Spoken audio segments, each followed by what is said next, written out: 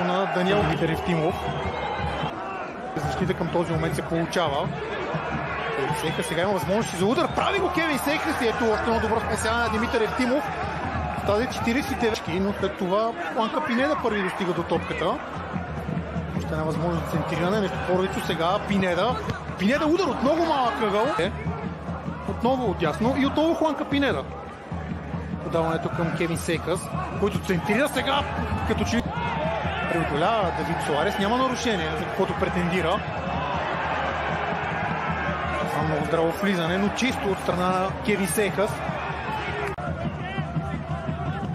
Кевин Сейхъс, добре познатата му роля, изпълнява ъгълов удар и още една добра. Ачков към Папазов.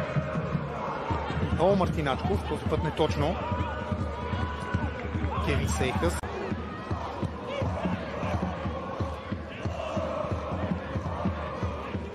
Всички футболисти на Ботевград в собственото си наказателно поле. Тук подаване на Кевин Сейхъс.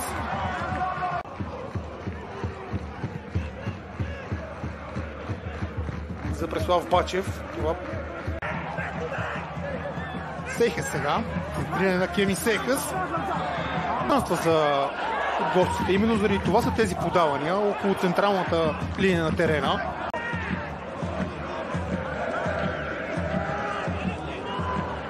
За топката.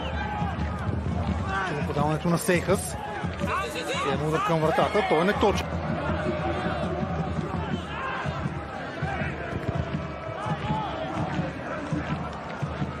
Ачков пита да...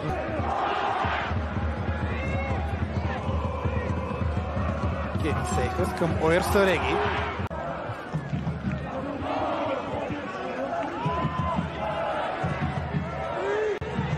Сега Леандро Годой с топката. Това винаги е опасно. Леандро Годой търсиш опит за удар.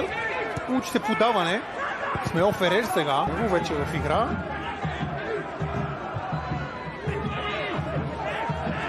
Става до Давид Суарес вместо Мехди Букаси.